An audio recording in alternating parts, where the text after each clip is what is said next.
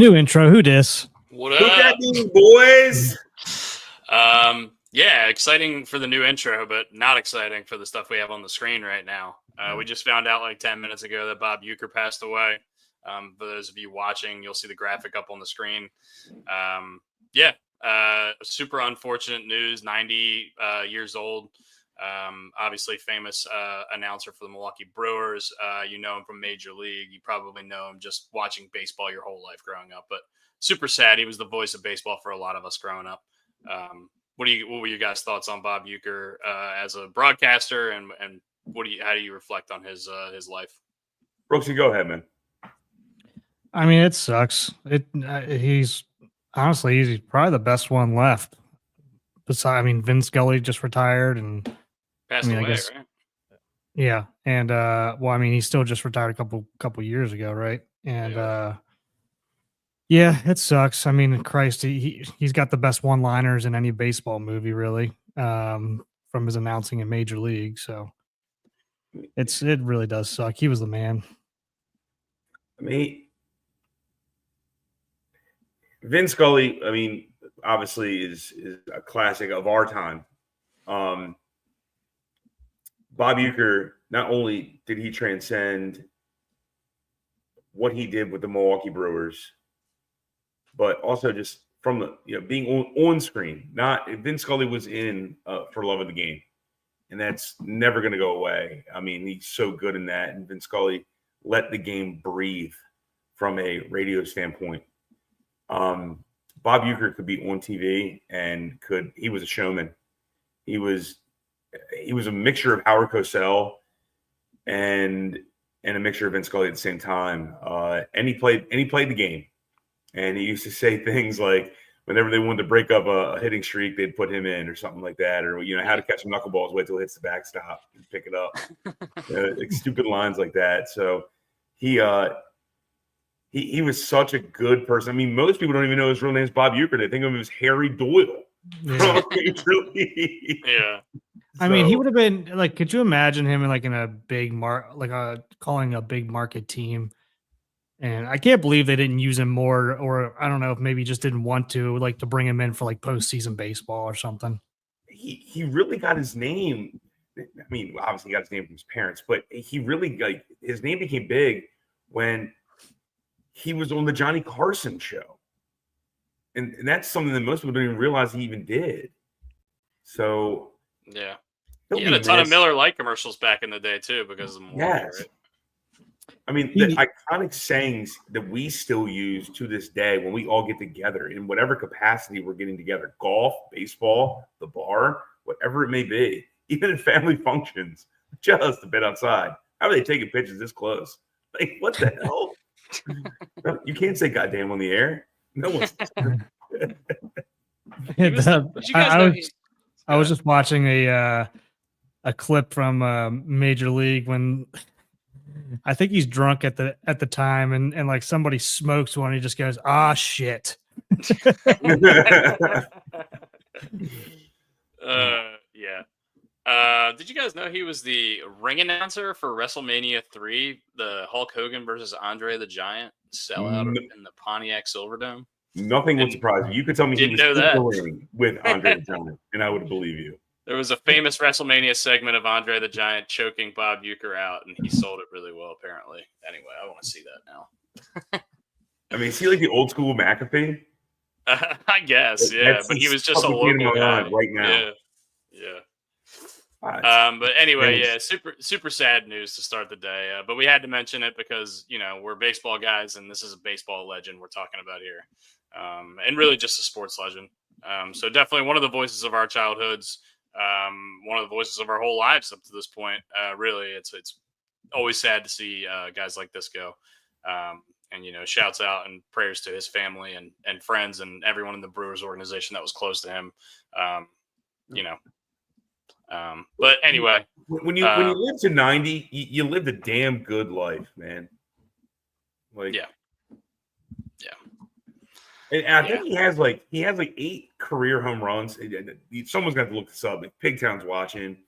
I got it. He's got 14 career home runs. His batting average was 200, but he did win a World Series with the 1964 Cardinals. Oh shit! I didn't know that. He's he played for 5 years and he won a World Series championship. I think like 3 or 4 of his home runs are off Hall of Fame pitchers. I want to say like 2 are off Sandy Koufax, which is stupid. Yeah. Guy earned good pitching. Probably tell you, if you were able to ask him, he'd probably tell you hit him up Bob Feller. Yeah. Yeah. Well, he grew up in Milwaukee. He was born in Milwaukee. He played his first team was the Milwaukee Braves for a couple of years, and he went to the Cardinals, Phillies, and the Braves, Atlanta Braves. But yeah, broadcasted the Milwaukee Brewers from 1971 till today. He was still the broadcaster for the Milwaukee Brewers. So, really sad. But we pay our respects to the legends here. Yeah. If you've never read Bob, if you have never read Euchre's quotes, man, like they broke it to me gently before the game. I got cut, so the manager came to me and said they don't have visitors in the dugout. I love that. Oh man! All right, let's bring these vibes up a little bit. All right, let's bring it up, baby. Come on. You know, it's a good vibe. 23 days till pitchers. 23 days, boys. 23 days, 12 hours, and some minutes until pitchers. Oh, and also to Pigtown. We know you lost your pup the other day, man. Yeah. We hope you're doing well, buddy. Yeah, Pigtown. It's always tough, especially when you lose a family member, and those furry family members are just as important as the human being. So we wanted to shout out to you, Zach. We love you. We hope your family's doing all right.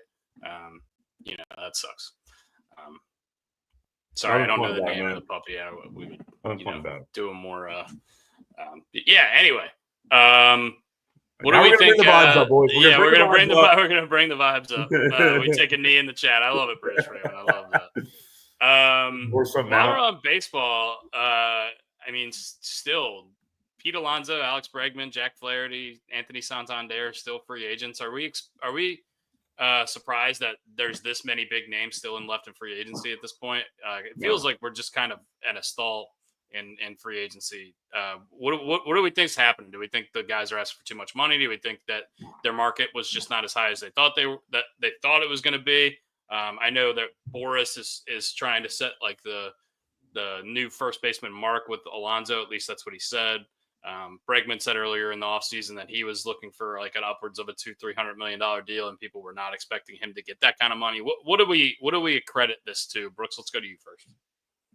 I honestly thought that Tony was going to go right after Teoscar. I mean, that's what everybody was saying. That's what I kind of agreed with everybody. And I thought he'd just get around the same deal. The only thing I can think of that's holding it up is he's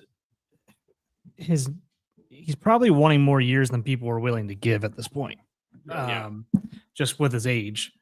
And that's kind of what I think. As much as I love him, I don't think there's a spot for him in Baltimore anymore. Just because at some point you have to let Kjerstad play, or you got to trade him, one or the other. Yeah.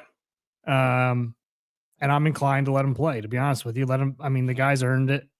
Every single time he's been taken out of the lineup at this point is because he's hurt.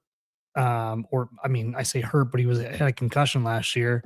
So I don't know. I think it's time to let Kjerstad take over the reins, or O'Neill and him, and do a little platoon out there. So, but with I don't see him or Bregman making it through like the next couple of weeks. It's got to get done here soon, especially with camp looming. Same thing with Jack Flaherty, man. Like, I can't believe he hasn't signed anywhere yet either. Pitchers and catchers, 23 days, and Jack Flaherty does not have a team. Like, this is not good. Brian, what you got?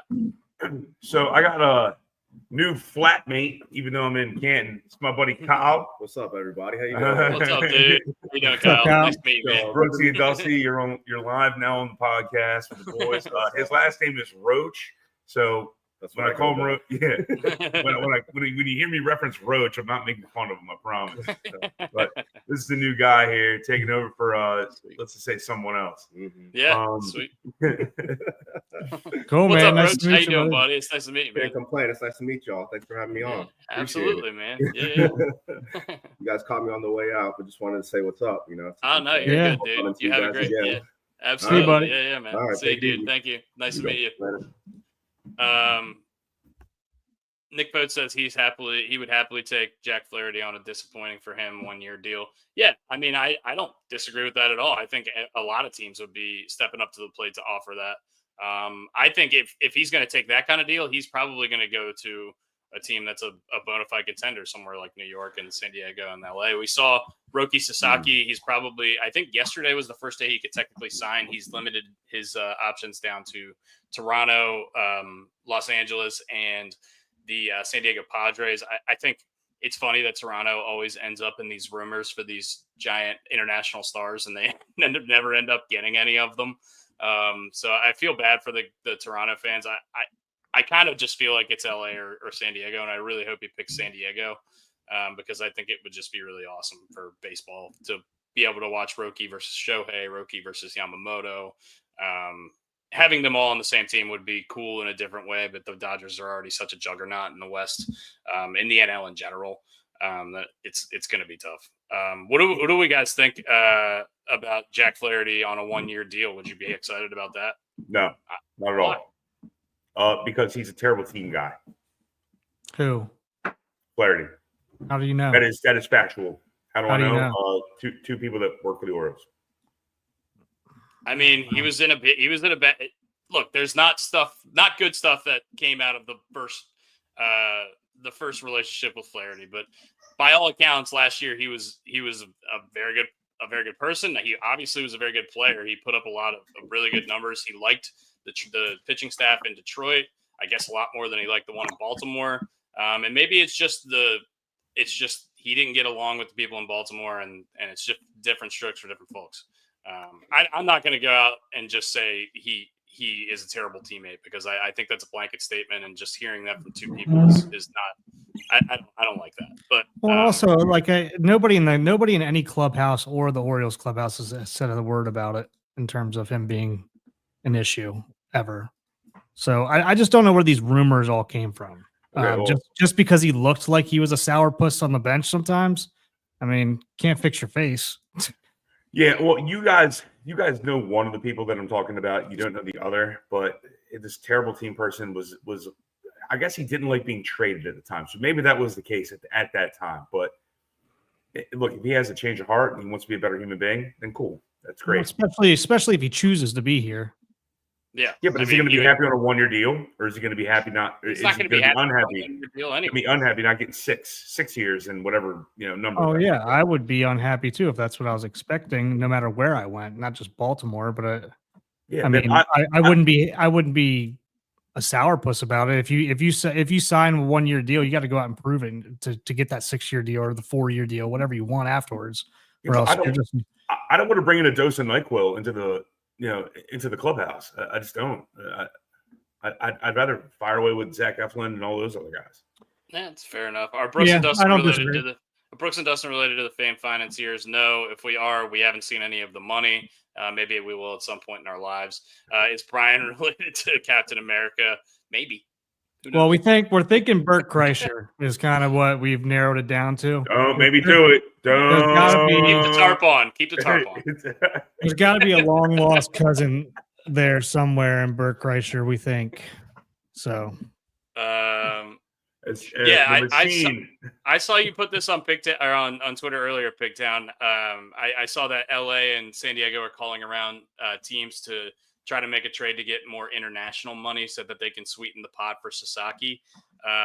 Sending Dylan Beavers and some international money over to San Diego for Cease sounds like a good investment to me, but obviously, San Diego has to be willing to do that. And also, if we send them this international money, it doesn't exactly guarantee them signing Sasaki. So they can't just trade Cease before it happens. I think it would have to be kind of a 2-part trade. I don't know. I don't know what the right answer is. It would be awesome if Roki Sasaki just wanted to come to Baltimore because he looks amazing. But no sourpuss as big as John Elway to set up and play in Baltimore. Yeah, you're not wrong about that. There's a history of quarterbacks doing that, especially if their last name's Manning. But that was he was he was the first one. I think was it Elway? Elway was the first one to do it, right? Yeah, Yeah, 1983. Yep. Wasn't Marino in that same draft somehow? Anyway, I don't know. I'm not sure. Yeah, I think so. So somebody else still on the market here that we were and Pigtown was hot and heavy on right at the beginning of free agency was Andrew Haney, however you want to say it. He does this with his arm when he's pitching. It's weird. Yeah. Oh, great. So I mean he's still out there. So I don't know. Something to think about. Yeah, I mean Tanner Scott's still out there. He's the prohibitive leader in the. He's the one. And, yeah. Carlos Estevez, I believe, is still not signed with anybody. Say Carlos? Jeff Hoffman. I did say Carlos. Is that Carlos? Andrew Shiny. Not at the table, baby Carlos. The old Ryan Dempster wrist pivot. That is 100% accurate. Great call there. Nick. Well, I good forgot call, about man. Ryan Dempster. What a forgettable guy, but honestly a really good player. I saw him in the airport last year randomly. He's still on MLB Network. You knew what he looked like? You remember Ryan Dempster? You were like, that's Ryan Dempster. Yeah, definitely. God, he'd have to go like this for me to know who he was. You would a little Miss America. You'd recognize him. You'd recognize him. You're probably right. I would. Yeah, I mean, do you guys have anything else baseball wise before we transition to football? We got a lot of football to talk about, but I wanted to touch on baseball. Who's the coolest person you ever met in an airport? Or airplane. We've met a lot, actually. I'm not a go up to people in the airport, so I don't meet them per se. I just kind of see them from afar. And like the most recent celebrity I saw in the airport was one of the Impractical Jokers. He was on my flight from Baltimore to New York. I was on a connector through New York. And yeah, he had done stand up, I guess, in Baltimore the night before, and he was just sitting right in front of me on the plane. I didn't say anything to him, but he was right there. Good move. Good call. Yeah. Who did we see, Brooks? We saw Joey Bats and Arthur Rhodes at the baggage claim one time. Mm-hmm. I'd say the coolest one that we met probably was Kirby Puckett. Wait a minute. You say Joey Bats and Arthur Rhodes at the same time? They were both all-stars on the Blue Jays they were one coming, season. They were coming back from the All-Star game. Yeah. They were actually flying into Baltimore after the All-Star game because they were playing Baltimore after the All-Star game. That is so fucking random. Yeah.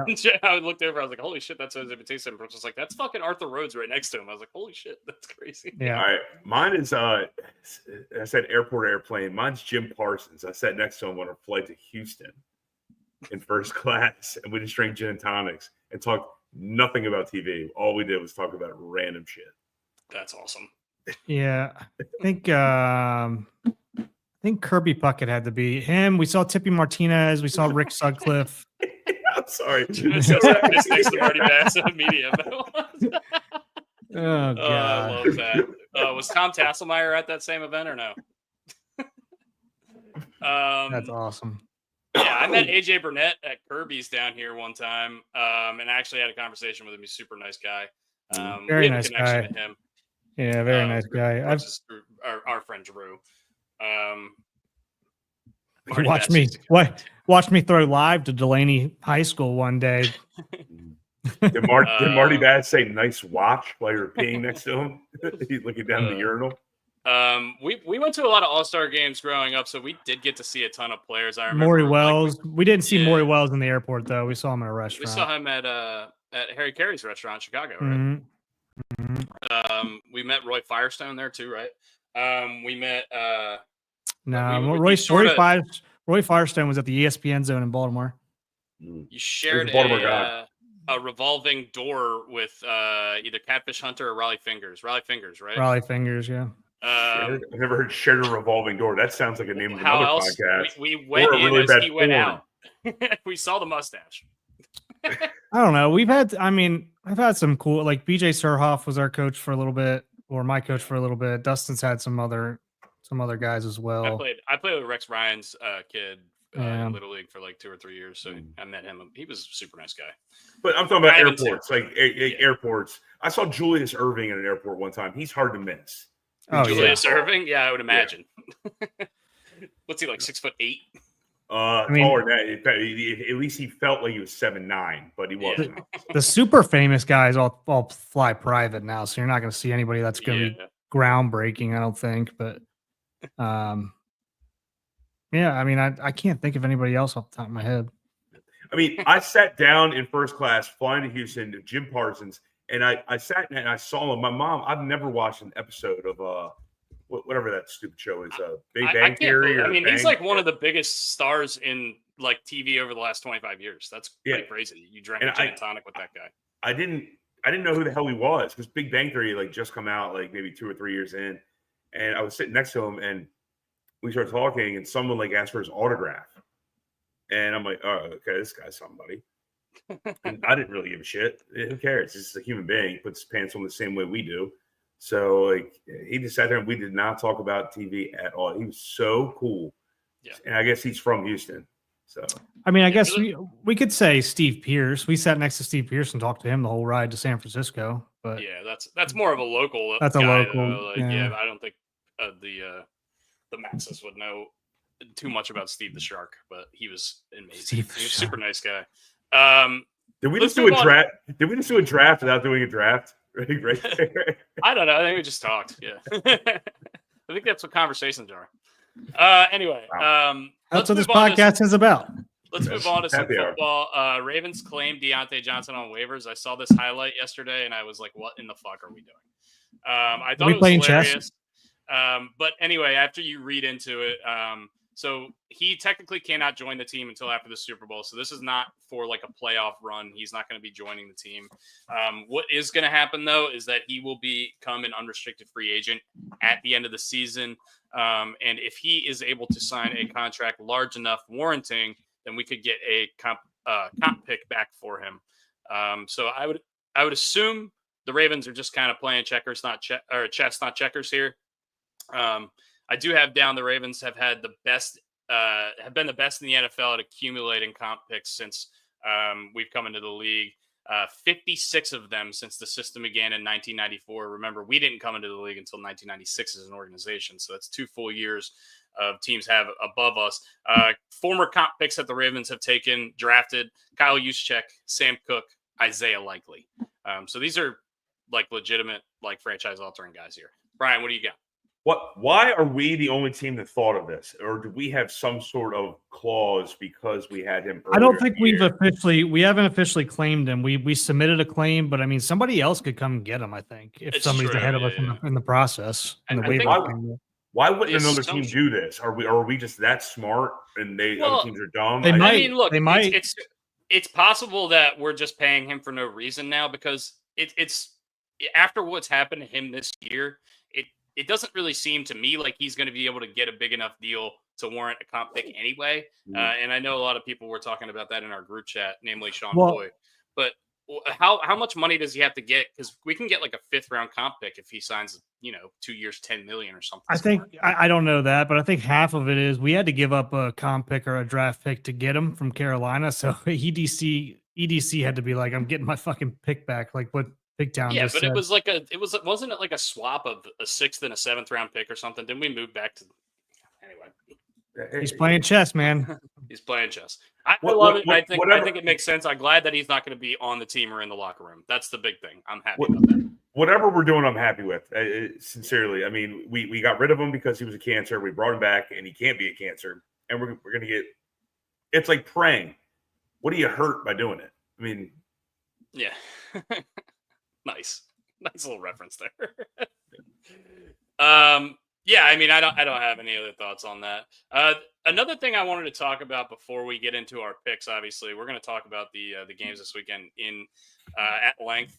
I wanted to just talk about like some of the guys who are going to be moving teams this offseason, and where do you guys think they're going to end up? So I'm going to name a player. You guys tell me if they're going to retire, who they're going to be taking snaps for at the beginning of next season. Who do you think? Okay, Aaron Rodgers. Let's go first. I don't think he's going to retire, but you better be quicker than this, man. Maybe the Vikings. It depends on what they want to do with Sam Darnold. I'm going Pittsburgh Steelers. Can you Yeah, imagine shit. if I he should. goes- Yeah, he goes I Jets agree with you. He goes Jets to Vikings after just like Favre did. He's following the route. Jesus, that'd be great. Yeah, Hopefully, I think if he he doesn't have a volleyball clinic anytime I soon. think if he plays, it'll be the Steelers or the Raiders, but I think he's retiring. I really do think he's retiring, and I hope he does for his sake and our sake as football fans. Kirk Cousins. Kirk Cousins, I believe, is a Tennessee Titan. I think he's done. Think he's done? He's got 3 years left with $100 million. He's not retiring. I mean, he's still going to get paid that. He's guaranteed it. Who you got, Dustin? Even if he retires? Well, no, if he's, I mean, if they move on from him, if they cut him before March 15th, then possibly, yeah. I don't think they're going to cut him. I think they'll trade him. Why not? They get a huge cap hit if they don't cut him before then. Well, it's not cap hit. It's a bonus. But I don't know. I there's no way he's retiring. I don't think he's done at all. Where's he go, Dustin? What? Where's he go? I think he's probably going to end up on the Steelers. Okay. I think it's going to be Kirk Cousins to the Steelers, and I think that's going to be their plan at quarterback. Okay. Maybe the Colts will sign him. I've got two more guys here. Sam Darnold. I have him as a Seattle Seahawk. Wow, that's a left field. What happens? I think he to Geno stays with. I think he stays with the Vikings. They're going to end up franchise tagging him. Probably. I think you're right. I said it's going to depend on how he plays in the playoffs, and he looked completely disastrously bad the last 2 weeks. So I think he cost himself probably upwards $20-30 million per year. I think he'll end up on a team, and I think he'll end up starting. I don't see him going back to the Jets for a reunion, but I can see the Giants. I heard someone at the pub say every time he got sacked, it felt like millions of dollars are falling out of his pockets. It's like Sonic losing the coins, like they're all flying out. And then my last one was Brock Purdy. Brooks, you go ahead. I don't see why he doesn't. Why wouldn't he stay? I don't think they have to pay him this year. I think they can franchise he's a free tag agent. him. I think. Well, they can franchise tag him, but he's looking for a deal. He's a Niner. He's going to stay a Niner. Okay. I mean, just because you're looking for a deal doesn't mean you're going to get it. I mean, I don't know, man. I think he's got to get paid. I don't think they're going to franchise him because I think the franchise number is crazy. It's like almost 50 million or something like that, and they're already paying Ayuk, Debo, Kittle, McCaffrey. Like they cut Javon Hargrave, who they signed for like $80 million less than 3 years ago. They're paying Nick Bosa. I don't know where they're getting the money. He's not worth paying him. Yeah. Look, is he worth franchising? Not unless you sign him to sign him to a Baker Mayfield deal, but I don't think he's going to take it.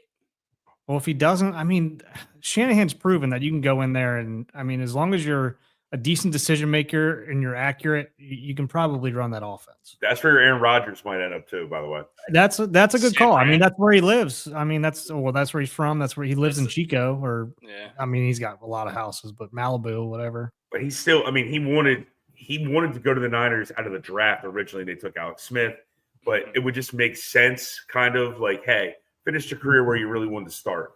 But yeah, I could see that. I might be playing long toss here with this one, man. But I mean, I don't think that's a bad. I kind of like it actually. I'd like to see him there. I think Purdy stays, and I think Aaron Rodgers retires. That's my personal thought. But yeah, I mean, is it possible? Yeah, I'm sure it's within the realm of possibility. Anything's possible at this point. I mean, we've seen crazy shit. Do we think that Mike Tomlin is the coach of the Steelers next year? Yes or no? Yes. I think he should be. Yes. Yes. I agree. If they can trade him for a first round pick, maybe you consider it. Nope. If I was Dallas, I'd be offering a first round pick for him. He has no trade clause. He'd rather retire for a year than be like, hey, just fire me. Well, you don't know that. Well, yeah, of course, nor you. But do we think Mike McCarthy? Do we think Mike McCarthy gets any of these jobs? I don't. I'll bear the lead. No, I think he's eating at a Buffalo Wild Wings for a season and then figures out something. If he does anything, and he might be the Buffalo. I don't think he's going to be a head coach next year. I think he could go to Pittsburgh and be offensive coordinator possibly. Yeah. Yeah, that's pretty much all I have. I just want to get your guys' thoughts on like where the league is now, because we're gonna have a lot of turnover like we always do. It's always, we always say halfway through the season, where are all these coaches gonna get fired? Where are all these quarterbacks gonna fly or fall off? And every single year, there's 7 or 8 new starting quarterbacks. There's 5 or 6 new coaches, and the league looks completely different. You go into week 1 and you're like, holy shit, I can't believe I forgot that guy signed with this team, and I forgot Austin Eckler was on Washington until week 1, and that because he signed with them like 6 months before that. So that's just an example. It's a big rotating revolving door, second revolving door reference in one podcast in 30 minutes. Can't Who believe would I know? Who'd have thought? But anyway, we have wildcard weekends behind us. We have the divisional round of the playoffs. It's probably the best weekend of the year if you're an NFL fan, because all the best teams are left in it. They're all playing each other. And honestly, probably the most lopsided game of the 4 this weekend, I would think, is going to be this first game that we have on Saturday.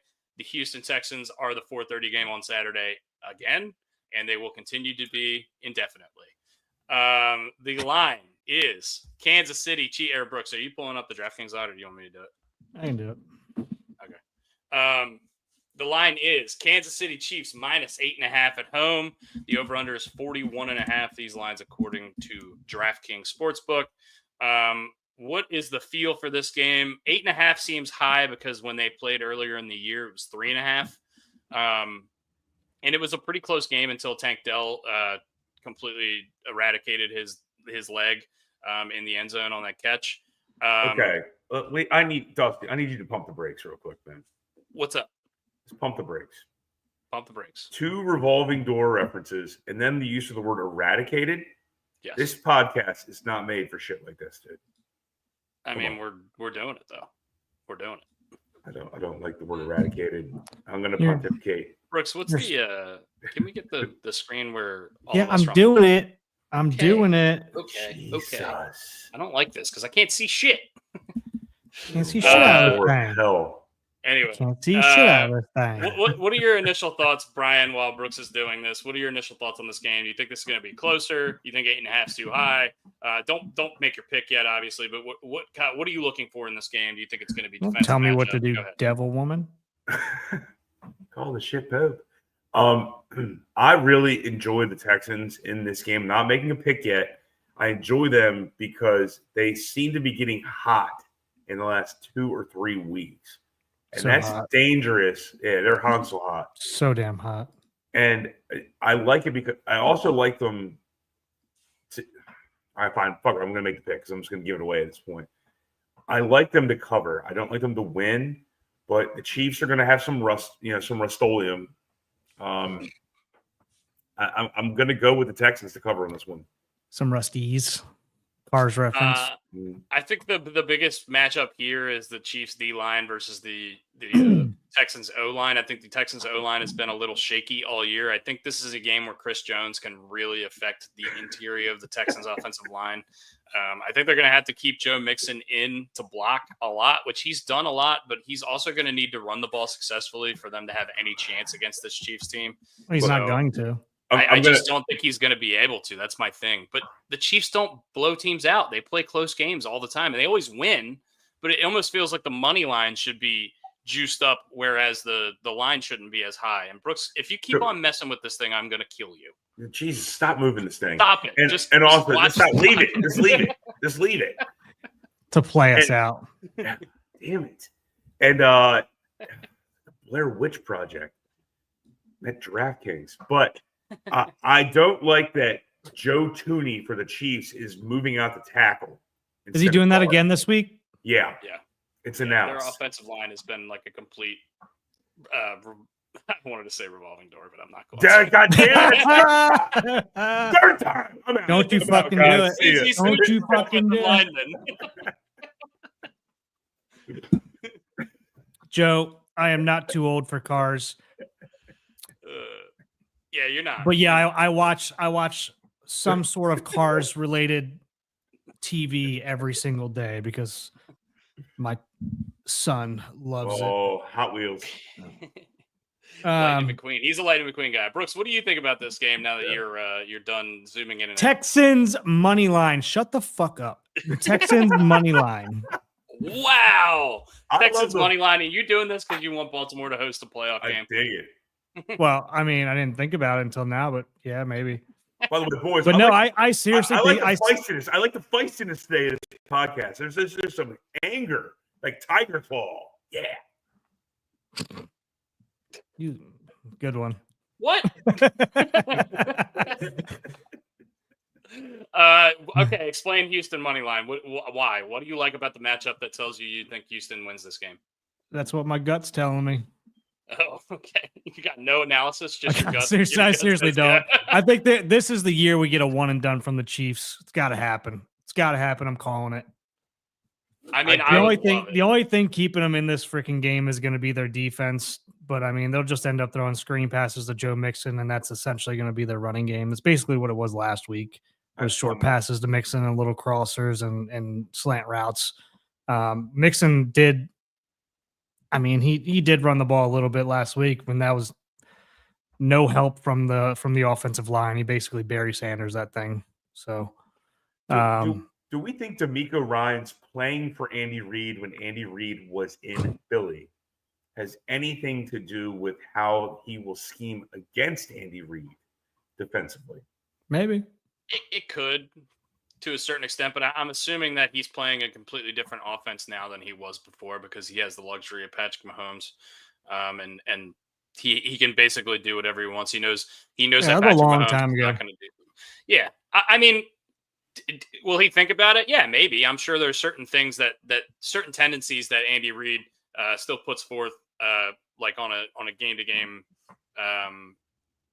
In a game-to-game way, but I don't know if that's going to have too much of an effect here. I like I said, I think the big matchup is Chris Jones. I think he could absolutely dominate in this game, but I do like that the Texans edge rushers played so well last week. We talked about how good Rashawn Slater and Joe Alt were all year, and they got eaten alive by this Texans pass rush last week.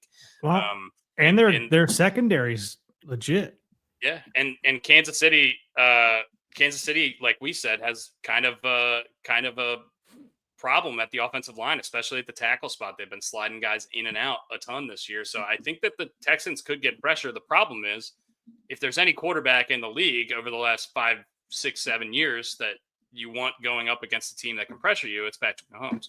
And they've also been keeping Travis Kelce in the garage all season. I firmly believe they did this last year. Remember when we got into the playoffs, he started going crazy. He went crazy against us in the first quarter. In the AFC Championship game last year. Yeah, he looks old week to week, but they're not using him as much. I think they're going to take the governor off of him, so to speak, and I think he's going to run rampant here. I really thought that I was going to be alone here taking Houston. I thought you guys were going to take the bait with KC, but we're going to team ride this. I'm taking Houston as well, plus the points. Team and I think ride. Kansas City. I think Kansas City wins the game, and I hate this because I always say, especially in the playoffs, don't take a team plus the points unless you legitimately think they can win the game. I don't know if I think they can win this game, but 8.5 is just too many points. The Chiefs don't win blowouts. They do not blow teams out. Even when they're at their best, they don't. 24-23 Kansas City. That's the call. Yeah, and even if it's 24-17, like that's a handled win from the Chiefs, and that's not covering. So we got to remember too, they've only scored over 30 points one time, and that was against the Steelers in the last week. Yeah. So we'll see. But they also didn't have Hollywood Brown until the last couple weeks. Oh, yeah, it's going to make a difference. He'll probably tear his hamstring in the first 6 plays, or maybe during warm-ups.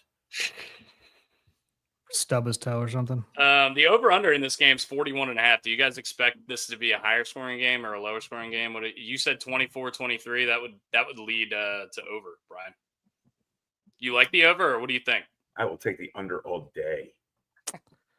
So I mean, honestly, your prediction is over, but you're taking the under. I'm taking the under too because historically the playoffs are always under. I mean, it's always lower scoring than you think, and the under hits. I saw the stat the other day, but last week way higher than you think. Like last just week, every game went under, every single one.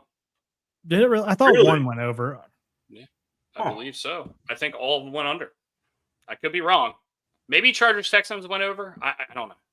Anyway. Well, all right. Well, you know what? Shit, I should change my bet to the Chiefs because Dusty, everything you touch this week is going to turn to hell because you were so hot last week. Well, I already lost my Minnesota bet. Yeah. I did hit another NBA parlay last night, but not nearly as big, so I didn't share it.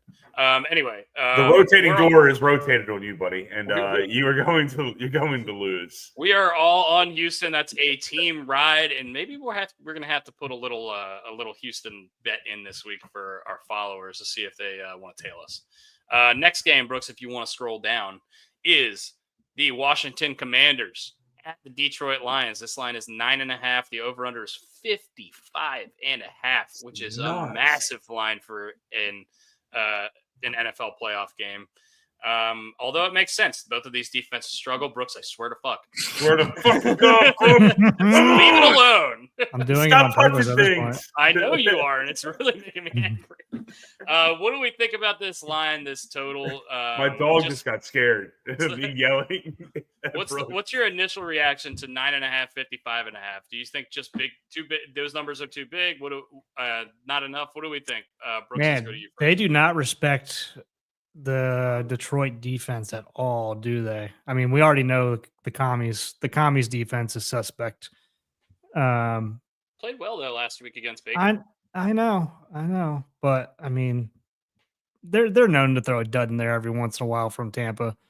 So I'm still going under, and I think I'm going to go Detroit. I think I'm going to go Detroit to cover. Unfortunately. Okay.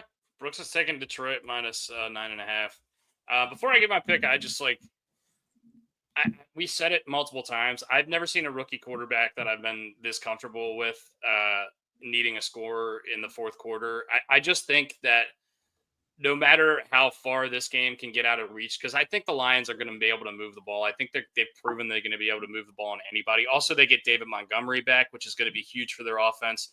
He was a really good player for them, and he was a really good 1-2 punch with Jahmyr Gibbs, who's kind of had to take the load since he's been out for 3 or 4 games.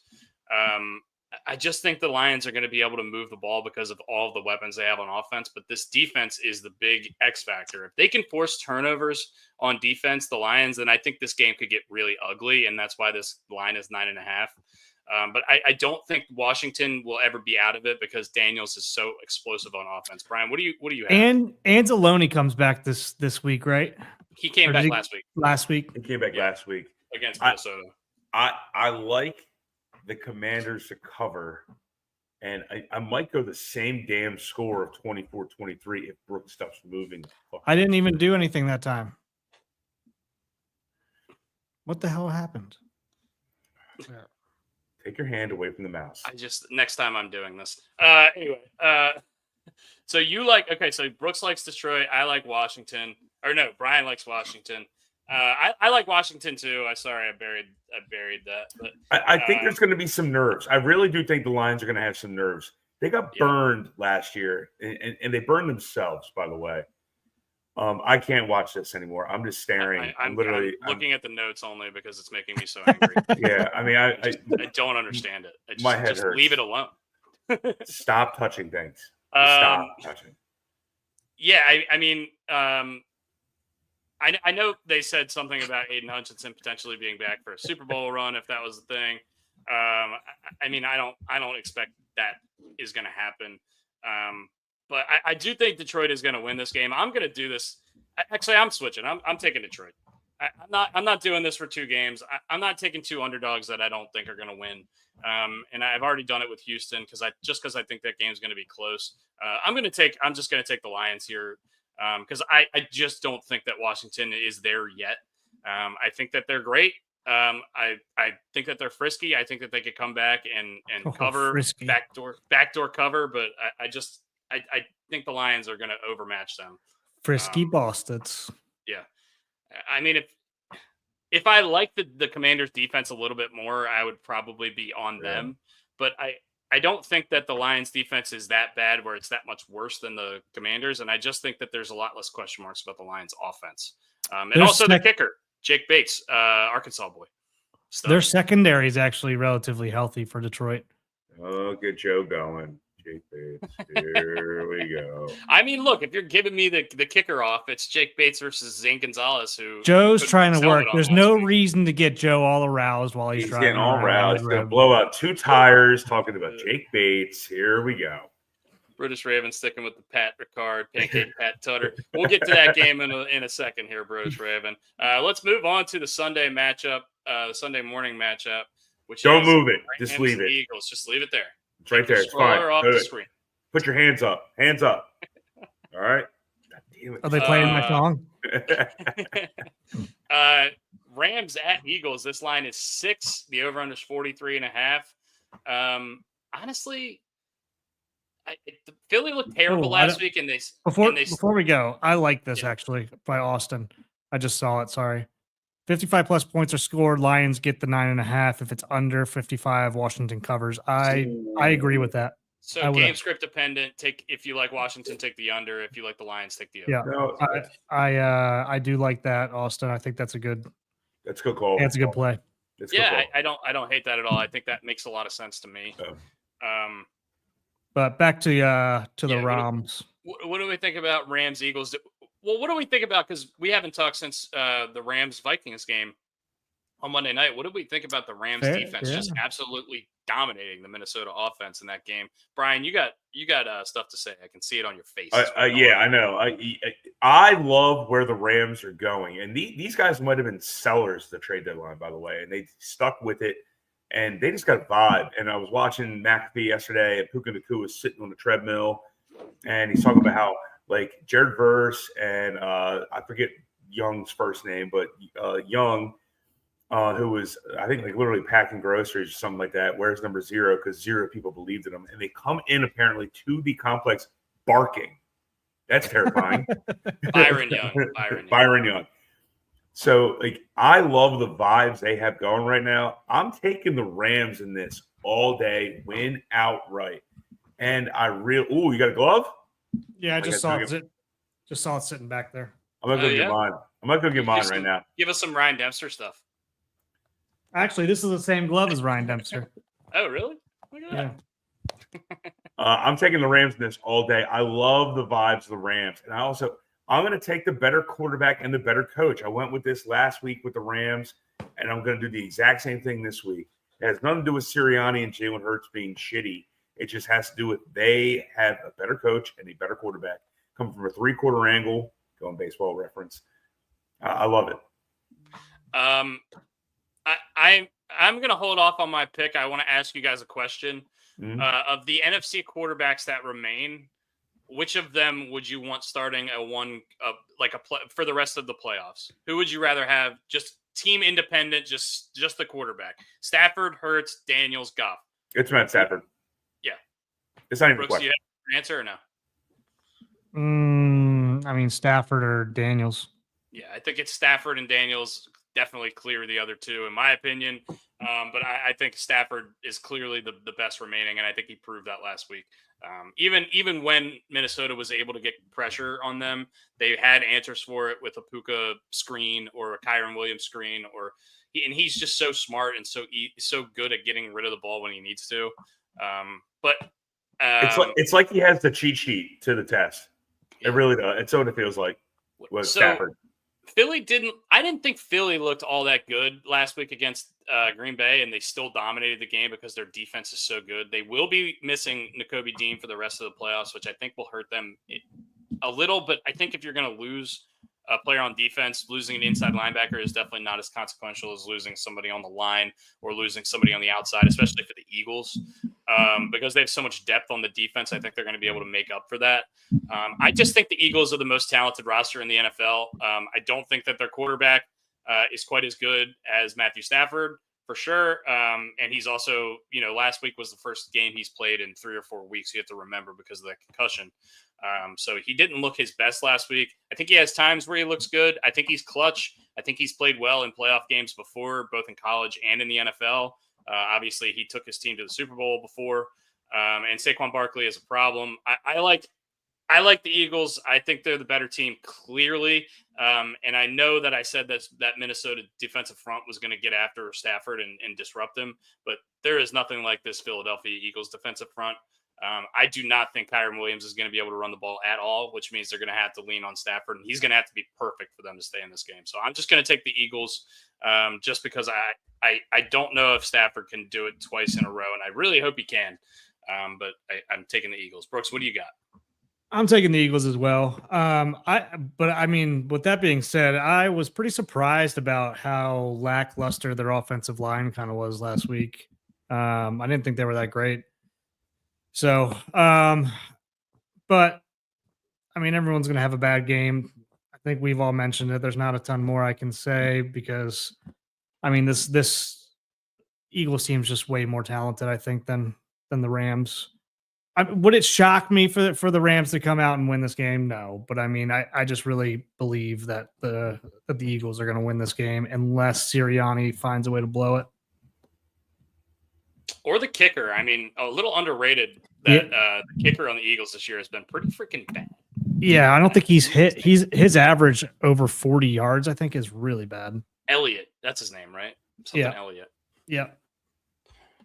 Jake Elliott, I think. Jake Elliott, yeah. Rams are 6-1 against the spread in their last 7 games. The Eagles are 8-2 against the spread in their last 10 games. So both of these teams are hot against the spread. But big trend here. Both of these teams are trending in under directions. Last 7 games, the Eagles have played 5-2 for the under, and the last 5 games, the Rams have played 4-1 to the under. So all the trends are saying under. Brian likes the over. Why do you like the over? Just because the trends are the opposite, or correct? You have a matchup thought? No, I like the over big time because I'm bucking the trend, and also I just like Matt Stafford in this game big time. I think Cooper Kupp pops off because everyone's going to focus on Puka Nacua. I'm going to get my baseball glove because Brooks is really, really, really getting me going. I wonder if I have one in my closet. I think they're in my car. Austin asked, how was the Rams away record? I don't know exactly what their record was, Austin, but I will tell you this. The Rams are 5-0 against the spread in their last 5 road games. Well, I mean, their home games are pretty much a road game. They are covering road games. Yeah, you're right.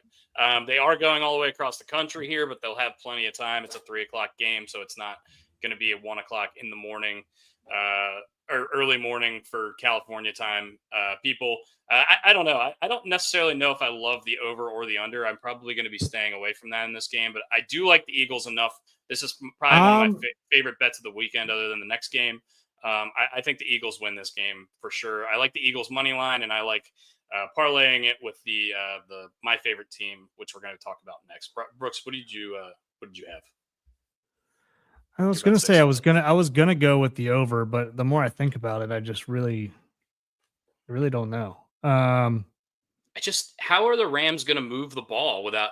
I don't think that Kyren Williams is going to be able to do anything. What are they going to do? It's going to have to be Puka and Stafford just putting on an absolute clinic. Well, not only that, like it's like Philly's been way more run heavy too, as they should be. I mean, they have the offensive player of the year, in my opinion. So I've been going under in every playoff game, but give me the over on this one. Yeah. I don't have a strong lean, so I'm going to stay away from the over-under just completely on this game. I will say that I do like Saquon Barkley just to go crazy in this game. I don't think Hurts is going to have to do a ton on offense, which is why I like another reason I like the Eagles. Keep the ball in the hands of the stud running back, and don't let your quarterback who's not at 100% have to do too much. Last game of the weekend and potentially the game of the year in the NFL. That's all I've been hearing all week. Brooks, if you want to scroll down to the Ravens at the Buffalo Bills, the line is 1.5, but it's a little bit juiced. So it's going to be 1.5. It's going to land right around there somewhere.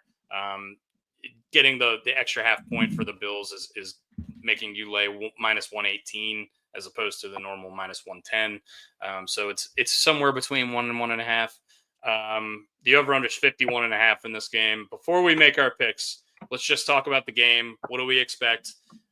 What do we want to see the Ravens do out of the gate, and what is your expectation for how the game's going to go? Brian, let's go to you first. Oh, well, I don't want to give any answers to your questions yet. I have questions in myself. Has anyone seen any kind of update on Zay Flowers today? He did not practice yesterday. Okay. Well, he wasn't open practice, correct? I don't. But I'd like to see him on the field. I have questions that even if he plays, if he's going to be super available. Pitch count. Yeah. I'm still taking the Ravens. I love the Ravens in this game. I love how we match up against the Bills. That is taking nothing away from Buffalo. I think Buffalo is a stellar team, and if they were playing the Chiefs, they would probably beat the Chiefs. But I am definitely Joe. Thanks. Team Ride Buffalo. Don't fuck this up. I'm taking the Ravens, man. I really enjoy the Ravens. I think this is a train that is not coming off tracks, dude. You enjoy the Ravens? I am absolutely in a turnstile, rotating door, Lazy Susan. Lazy Susan. I'll take a chase. I'm all day, baby. I'm going with the Ravens all day. This line could be 4. I'm taking the Ravens. Do you ever quote the Raven? No, nevermore. Anyway, Brooks, what did you think about this matchup? Once upon a midnight dreary. Before you give what do you want to see out of the Ravens? What do you expect to see out of Buffalo? How do you think this game goes? I want to see the Ravens win. No, I think it's got to be the same script, right? You got to stick to who you are, keep running the ball, keep pounding it down their throats. Sexual term. Yeah, it's gotta be that. I just don't see any team in the league stopping our run game, and if they do, it's not going to be for that long. I love our tight ends in this game. I don't know why I think that. I just love a good tight end. Yeah, baby, man. Are you? Did you eat a bunch of oysters today or something? What's going on, man? Oysty, yeah. All those Indiana oysters, they're they crush. delicious, salty. Derrick Henry has played 6 games against the Buffalo Bills in his career, 1 for the Ravens, 5 for the Tennessee Titans. In those 6 games, he has 107 carries for 558 yards and 9 touchdowns, averaging 5.2 a carry, 17 attempts per game, averaging 93 rushing yards per game against the Buffalo Bills. And this is the best running offense that he has ever been in by a long shot. I think the Ravens need to keep the ball on the ground. I think they need to keep Josh Allen off the field as much as possible. That's the key. Yep. This Bills defense has not been great against the run all year. I think that's the weakness of their team. I think we match up against them spectacularly offensively. The problem is Josh Allen is just so goddamn good that it doesn't matter. That goes back to what you said. Keep him off the field. Keep him off the field as much. That's as what they're going to possible. try to do to us too. I mean, as they should. And they're not going to be able to, because I just don't think they're going to be able to run the ball against us. We've proven that we're one of the better running defenses in the league, but we don't have to often go up against James Cook and Josh Allen. Their legs both are great. And they don't have to usually go up against Lamar Jackson and Derrick Henry. So, I mean, that's not me shitting on you at all, Dustin. I love British Raven. If British Raven wants to call in and give a little bit, and then he just chimed in here via chat. Love to hear his perspective. Bills had 4 guys out last time. Yeah, I was about to say that, Nick. I was going to say we can compare this to last time, but they do have a ton more and some key guys that are going to be back on the defense to help them out. But I still don't care. Last time means nothing to me. And Nick, good call. Thank you for bringing that up, because I just forgot they had 4 guys out. But I don't understand why Matt Milano is. It's every single year. This guy's hurt all year, and then he comes back, and everyone's just like, "Oh, the Buffalo Bills are saved." It's just like, this guy plays 6 games a year. I don't care. I don't know. You think Matt Milano is going to be able to tackle Derrick Henry in the open field, or Lamar Jackson for that matter, who looks like he's covered in grease when he runs the ball? It's like ridiculous. It's impossible to tackle either of these guys, and for completely different reasons. And that's why this offense is so dynamic. Look, we're Ravens homers. We're going to be obviously rooting for the Ravens. I think, honestly, most of the national broadcasts that I've listened to this week are kind of on the Ravens as well, which I don't love. I wish we were underdogs in this game. Yeah. But the way we've been playing the last 5 or 6 weeks, I just don't know if that we can be underdogs against any team in the league. I mean, we're playing at the Buffalo Bills in the playoffs. They were the prohibitive favorites going into the playoffs to win the Super Bowl, I think. And we're giving them points in their building. I don't love that, but I think if they hand the ball off to Derrick Henry 20 plus times and Lamar has 5 or 10 carries, I just don't know how they're going to be able to stop us. No costly turnovers. Obviously, that's how you lose playoff games. No stupid special teams blunders. Obviously, that's how another way you can lose playoff games. But I trust Lamar to take care of the ball, and I trust Todd Monken to not abandon the run like he did against the Chiefs last year. What is your Brian? What kind of glove you got there? Well, that's a little Mizuno. A Maruno. A Mizuno.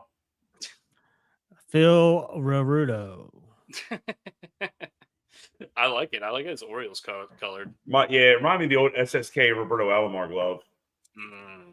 Yeah, I love the old SSKs. Yeah, SSK. Sweet. What was your glove like when you played ball? What glove did you have? I always had a Heart of the Hide Rawlings. I had two. I had a Heart of the Hide when I was growing up, but in high school I had two. I had a Rawlings Pro Preferred that I used when I played third, and then when I played second, which was a lot in high school, I had this A2000 that Brooks actually found. Oh, nice! Which was fucking awesome. I love that glove. It's it like was a $200 glove back then, which now is probably a $300 glove. Yeah, but those were the somebody left it at a field at some point. Yeah, it was just the way it was broken in was so perfect for middle infield. I loved it. Nice. I was also a terrible middle infielder, so more of a hitter, more of a stick guy. Back to the Ravens though. So many sexual references today, by the way. I'm taking Baltimore plus the 1 or minus the 1.5, whatever the line is. I don't care. I also love Derrick Henry's rushing yard total in this game. I believe is 93, somewhere around there. Let me pull up. I love Derrick Henry over rushing yards. I think there's a potential for another 150 out of him in this game. I'm kind of nervous now. I think Joe might be right, man. We all got to take the Bills. Got to take a chill pill here. We all took the Steelers last week, and it worked out great for us. Let's all do the Bills. Let's all take the Bills. You guys want to tank it? I'll tank it if you want. Let's tank it, man. Let's all take the Bills. Bills by 16. Team ride on Buffalo. Team ride on 3. So Brooks has got the odds up on the screen now. Anytime touchdown score, Derrick Henry minus 220 is crazy. Josh Allen plus 110, not scoring last week. I kind of like those numbers. Yeah, that's surprising. Punch one in. Mark Andrews feels like he's a lock to score almost every week. Bateman has scored a ton of touchdowns this year. Where's our boy? Pancake Pat has got. Where's Pancake Pat? Come on, Pancake Pat. What? No Pancake Pat. Below Pat. Ravens defense. Keep going. Holy hell! There he is. Oh, we have to. That's first touchdown. That's first touchdown. First touchdown. He's 1900, so he's less than last week. Why does Tez Walker have better odds than Pancake Pat? Tez Walker's played like 4 snaps the whole year. I don't even know who Steven Sims is. He's the returner that. I think he might sell hot dogs. He's the returner that. I thought Keaton Mitchell was a returner. No, he's the guy who fumbled last week. Yeah. Or bobbled it, whatever you want to call it. Were you a finger out guy on the glove, or in pitching, does that give shit away? I was pitching. I don't do it, but I do have a finger condom on my one on this one. Okay, all right. But I don't use it. I go 2 in the pink. All right. All fingers in. But infield, I did put my finger out. Yeah. Anyway, speaking of arousals, we got the most aroused guy in Arkansas at the moment, waiting on the line here to talk about Jake Bates. Probably. Let's bring him in. Jesus, What's up, Joe? What up, Joe? Got your purple on? I had to switch from sunglasses because I want to look smart like Brian. Good thing he looks smart. Yeah, he looks one way. Sophistication. Bringing the sophistication level up today. Joe, what do you have on the games this weekend? Do you have any big thoughts on the Ravens? Do you think we should all take Buffalo? Yes, we should team ride Buffalo because if it ain't broke, don't fix it. Yeah, you're not wrong about that. I'm kind of with Joe on this one. I really am. Let's just take Buffalo. Let's all bet Buffalo, man. Yeah, I'm going to put us all down for Buffalo. We Putting us all down for Buffalo. We get bet Buffalo. They just got to lose by 1. You know. Yeah. How can Dusty hit every bet last week but the Pat Ricard touchdown bet? Yeah, good call, actually, man. The one that I give out on the pod and tell everyone to take. Yeah, I mean, let's be really honest. Buffalo can absolutely win this game. Yeah, I totally believe you. For sure. They 100% can. They have one of the best quarterbacks in the league, and as long as you do, you have a chance to win this game. I think the rest of our roster stacks up well against theirs, though. If they go up 10-0 at any point, we're going to be in trouble on the road. Yeah, that's been the problem in the playoffs. The games that we've lost, that happened even at home last year against Kansas City. We went down early, and it just kind of felt like it was out of hand, and it wasn't, but it felt like that way. To that point, if we get down by 10, don't deviate from your plan. Yeah. You get down by 21, then you deviate. Yeah. I agree, but this year we're a little bit more battle tested in the sense where we've been down by 10 points or so and have come back to win games. And I can't remember the exact games off the top of my head. The Cincy game, the one Cincy game, we were down by 10 with 5 minutes left and we won. And we've started games 10-0 in the hole before as well this year, and I have to look up to see which one that was. But that's what gives me a little bit more hope in us kind of keeping with the philosophy and not panicking. And maybe that's John being like, all right, this time if shit starts going awry and Monken starts panicking a little bit, he can go up there and be like, hey, run the fucking ball. Yeah. Joe, what do you have on that? Do you like the Ravens to win? I know we're all taking Buffalo. It's going to be a close game. It's going to be a close game. That's why it's a pick 'em, basically. I mean, they're very well matched together, and hopefully it comes out on the Ravens side. And I do think the Texans are going to beat the Chiefs. I'm with Joe on that one. It's not KC. For the Texans. I'm going to switch my pick. Too much You Texans go ahead love. because you don't pick, so it's okay. You're Joe, right. I'm bad at this. Joe, you don't work on Sundays, right? No Saturday, no Sunday, no Monday this week. Holiday. Yippee. Oh yeah, no Monday this week. The MLK Day It's MLK. It's inauguration. The next day, it's College Football National Championship on Monday night. Monday night's going to be a good bar night. Yeah, great. Sunday night's definitely going to be a Yeah. good bar night. That's kind of why I stick out what I do, because most DSD companies don't give holidays, and a lot of them don't give weekends. So yeah, I have it pretty good. So I stick with the good guys. I want to move to Rhode Island. I saw on the board office 2 days ago that Rhode Island gets 4 more holidays than me because of the state requirements. They get President's Day, Columbus Day, Juneteenth, and some Rhode Island state holiday. Are you going to move to Rhode Island as a result and become Rhode Island Joe? Rhode Island Joe doesn't have the same ring. It's probably very expensive to live in Rhode Island, so probably not. Beautiful though. It's a very small state too. You could drive through it in like 10 minutes. So this is a fun fact. Story time with Brian Rogers. Flew into Rhode Island, flew into Providence to go to Foxborough for the Ravens AFC Championship game with Billy Cundiff. Absolutely shit himself. And we don't speak about that game. Sorry. The cab driver drove us and goes, did you know that Rhode Island has the most strip clubs per capita in the state in any state in the country? I'm like, yeah, I'm sure they've got a lot of stuff that's the most per capita. Yeah. I hate titters. I hate them.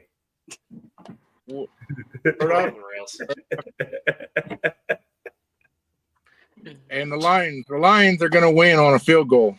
Absolutely. 100%. You like, oh, okay. Jake Bates field goal, probably from like 85 yards. He could do it, man. He might kick it from Rhode Island. He might kick it to Arizona. I don't know. I think the Lions, but I think they win by more than a field goal. We're 28 days from first pitch in college baseball, boys.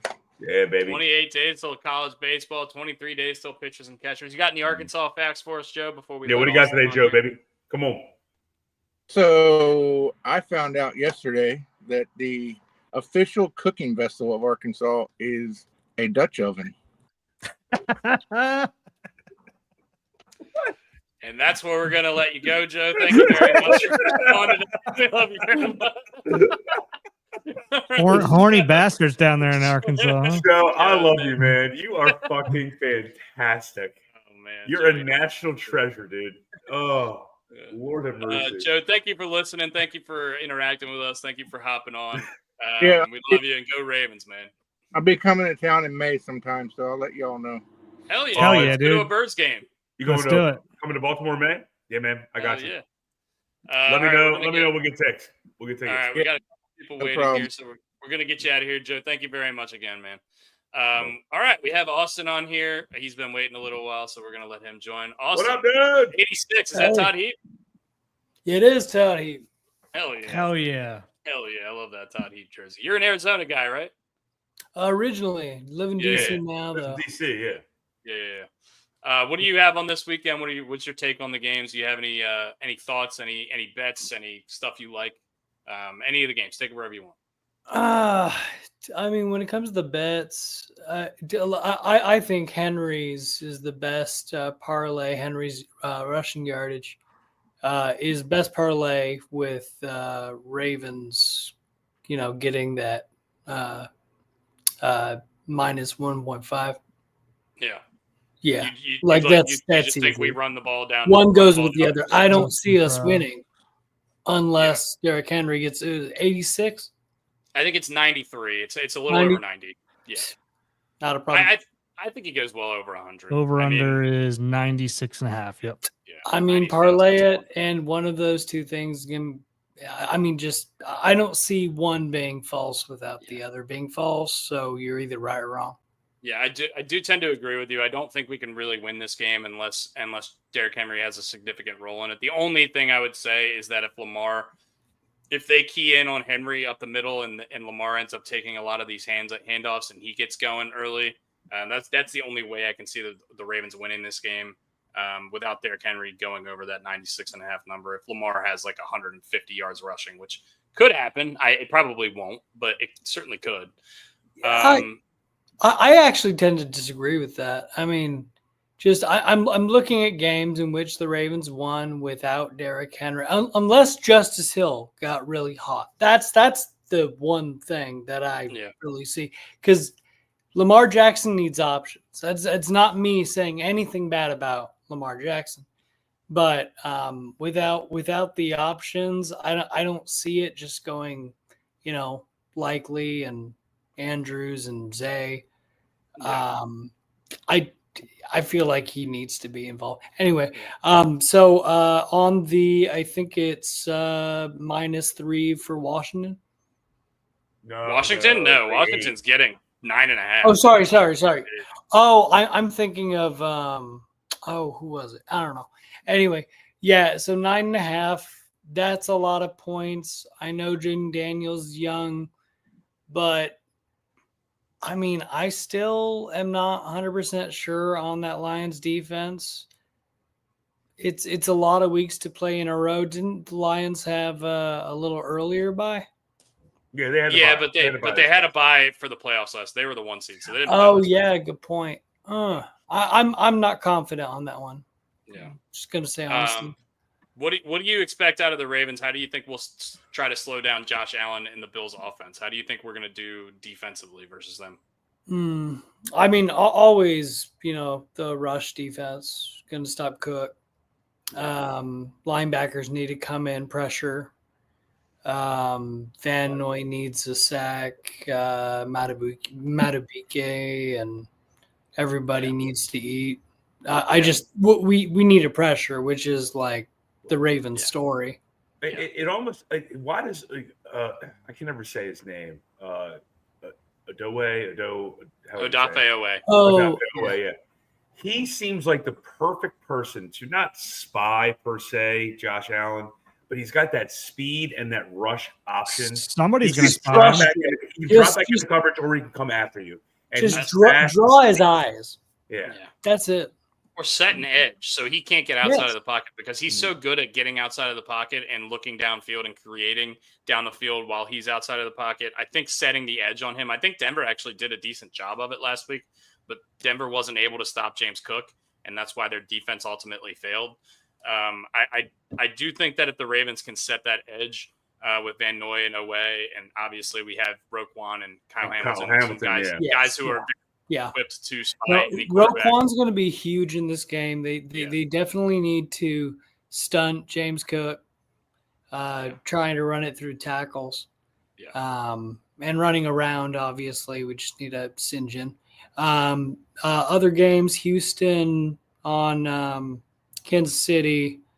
What is it, like 6 points or? It's 8.5. It was 7.5. Now it's 8.5.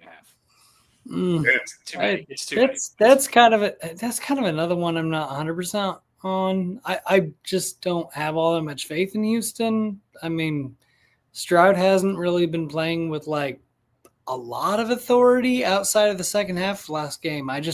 When was his best game this year during the regular season? It was in like week 3 or 4, probably. There you go. Yeah. I mean, look, I tend to agree with you there. Yeah. You have any last thoughts? We're gonna get our buddy British Raven on here. The last game. Eagles Rams. Eagles are favored by 6. Eagles by 6. That's another one I'm not 100% sure on. I feel like the Vegas lines are great this round. Yeah, they're doing a good job though. It's always gonna be within a half point.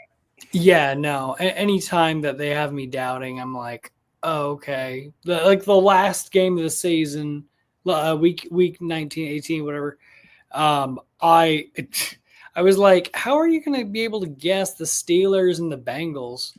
Like when they might not have a reason to play if the Ravens won earlier. And the line, they just said like 2.5 points for the Bengals. Yeah. Bengals won by 2. Yeah. Yeah, they just do whatever. Yeah, especially week 18. It's always a toss up because you don't know who's going to play, who's on a pitch count. Like exactly, but they seem to know. Yeah. But yeah, go on to British Raven. Tell him hi for me. He's a good guy. We'll do. Good comment. Austin, thank you. Thank you, buddy. I forgot to show you my dogs. They're right here. Hey guys, you got the dogs? Yeah. The dogs. We can see them. Okay, get up here. What's up, puppies? Oh, that's killer. What's going on, puppies? That looks like young Tucker. Pablo Emilio Escobar Gaviria and Donut. And that's going to be your send-off, Austin. Thank you so much. You have a good one. That was awesome. Oh, my God. That was awesome. Can I pet that dog? I'm good, guys. How are you all doing? I'm good, buddy. It's going to rain. Can I pet that dog? Can I pet that dog? Nick, how are you doing today, dude? What jersey you got on deck this weekend? It's going to be hello to Nata again. It damn well better. If it's it not, has to be. I'm going to fly to Britain. Good luck. If you think you're escaping the weather where you are in the world, good luck. Yeah, no shit, man. I just looked out here. My balls might fall off real quick. Dude, it was in the single digits all day yesterday. When I woke up in the morning to go to the gym, it was 0 degrees. How do you even cope? Gym in your basement? Sounds warm. No, I wish it was. Was that Fahrenheit or Celsius? Unfortunately, Fahrenheit. Nick, how cold is it out there, man? Right now, it's 1 degree Celsius, which is perhaps about 30 degrees Fahrenheit. Yeah, that's about what it is here today. Yeah, it's nice and cool. Nick, what do you think about this weekend? What are you excited to watch? Take it wherever you want to go. You know what? I'm here to talk about the Ravens, so it has to be the Ravens. The Ravens game is the key game of the week for me. The matchup is as great as it was earlier in the season. Granted, the Bills have got people coming back, but I think the Ravens still match up really well against them. That run offense, if they haven't been as good as Baltimore at stopping the run this year, they're going to struggle. Yeah, I tend to agree with you. I think it's going to be a really tough go of it for the Bills defense, especially. I'll ask you the same question I asked Austin. What do you think is the key for the Ravens defense in stopping Josh Allen? Do you think it's keeping him in the pocket? Do you think it's just stopping the run and keeping him off the field? Offense kind of plays defense for the defense. What is your thought on that? I think the best thing that the Ravens could do is play defense on all levels. Yes. Stop the run first and foremost, but our pass defense is a lot better now. And one thing that commentators in the media don't give the Bills enough credit for is they are a relatively 50-50 offense. They'll pass as much as they run. So if you take one away, make them become one-dimensional, play them that way. Do we think they do that run pass option, the RPO stuff that the Ravens do all the time? I mean, that's a question for the group. They do. So watching last game, they were doing that. They don't do it as much as we do, but they do run it. It was basically James Cook. I mean, that's why James Cook had such a big game, because he was running off that RPO a lot. Yeah. And you have to watch Allen. I mean, he's fast and he's physical. He runs like Cam Newton. He runs over people, but he's also very athletic, and he can get out in space and hurdle guys and run around them too. So I think him with his legs, I actually like, because I think we will force him out of the pocket, or force him to try to stay in the pocket. But I do think he'll escape a few times and go take a couple runs long, with the coverage being kind of kind of nice down the field for the Ravens with no other. He's got 8.5 over under. Oh, that's rushing attempts. Rushing yards for Josh Allen, 46.5. That seems high. 46.5. Is that what it is? Yeah. Holy shit. They're expecting him to run a ton. 46.5, and Lamar's 53.5. I might be stepping out of bounds this statement, but I feel like whoever wins this game goes to the Super Bowl. I'm calling it now. This seems like I think everybody the AFC. The AFC. This is the AFC Championship, and I'm not overlooking anybody next week. I just feel like this is such a battle test game. Also, what scares the shit out of me, and this goes completely against what I just said, is you can get so much hype for this game because you're looking at MVP versus MVP runner-up, that you could have such an emotional high that you could have a letdown the following week. Mm-hmm. So it goes completely against what I just said, but I really feel like these are the two best teams in the AFC, without a doubt. I just want revenge for that divisional round matchup that I think we had a chance to really win that game. That pick six that we threw on the goal line, I don't know why I just brought it up. That game hurt so much. I thought we had it. And what sucks for me personally is I'm asking British Raven to wear the same jersey he wore last week. I can't physically black out and not remember because I have to work at the time that the game is going on, so I can't repeat what I did. Can't or won't. Well, you know what? If they win, I might just black out. Yeah, screw it. Okay. Let the bar close itself. Lamar remembers our QB is a stone cold killer with a memory. I love that. Nick, you have any other thoughts on the game? What do you think this could be high scoring, low scoring? What do you think about that? I'm not falling for the trap. Nice try. The Ravens will win 9-6. 9-6. I love it. Nick, where do you and your partner usually watch the game? Do you watch it at home, or do you go out and about? Because of the time that it's on, I'll be watching it at home. The game will probably start about 1 a.m. again. So we pray for my sleep schedule. So what's that? Do you take an afternoon nap and then just stay up for the night, or what do you do? No, I just go straight through. Oh my God. Power through, baby. For some reason, at the age of 30, I've still got the more energy than I had when I was 21. It's brilliant. Love it, dude. That's awesome. Good for you. I love it. And we got to do a bet for Cartutti again. We had to bet it again. I'm Venmoing you $10 right now. Austin wants scoregami. Yeah, we all want scoregami. 2-41. Yeah, that's a good one. That would be awesome. I like that. I like that. I think we beat the Texans 2-31, didn't we? Yeah, or 32-34, 230. Yeah, somewhere around there. Something like that. All right. Justin Tucker didn't have to kick a field goal last week. Do we think he's going to have to kick some field goals in this game, and do we trust him if he does? I don't think he has to. I No. hope he doesn't have to. What is the weather? I know it's cold. Is it? I just looked it up. Snow or No, there's flurries expected earlier in the day. But the actual forecast is not showing snow. It's 20 high of degree- 22. Winds are 5 to 10 miles an hour. And what's the low? The low is 10 degrees. And it says temperature says 22 degrees, feels like 12. So it's going to be probably closer to single digits or zero during game time, I bet. It's saying game time temp is 19 degrees, so I would assume it's probably going to feel like 10 degrees, but no wind. It says 5-mile-an-hour wind, which is good. No Can you wind. imagine tackling Derrick Henry for 4 quarters in that? Yeah. It's not going to be fun. I saw a lot of Buffalo fans on the Twitterverse here the last couple days talking about the weather going to affect Lamar and throwing, and then all the Ravens fans are coming back was like, well, who's got the highest completion percentage or in QBR and all that stuff in cold weather games this year, and it's Lamar. Yeah, like, and also all right. it was freezing cold at that Ravens Steelers game the other night, and Lamar was 16 out of 21, and he was almost perfect in that game. So I don't want to hear it. yeah. Flurries in Buffalo is like 3 feet. Yeah, you might be right about that, Nick. We're not Yeah, good 100% call. sure what Buffalo weather means. I'm more honestly, I'm not worried about Lamar. It's more worried about like the receivers keeping their hands warm enough to catch the ball. Hand warmers. Hand warmers, yeah. Yeah. I mean, Plus Frictionless gloves. Those gloves are probably insulated with heat. Frictionless gloves. gloves. Yeah. Also, I just we got to bet Ricard Tutty again, and I just sent Brooks money. So 1900. Yeah, plus 1900. Not quite the number we were looking at. anybody wants last in, week. Definitely jump going on to be it. taking it. We're going to be doing our $10 a piece on Pancake Pat, and the final score will be 6-9, as Joe Absolutely. Radke and our buddy British Raven said here. I'm already on the game. You might not be able to see it, but Nice, there yeah. you go. Yeah, What's the, baby.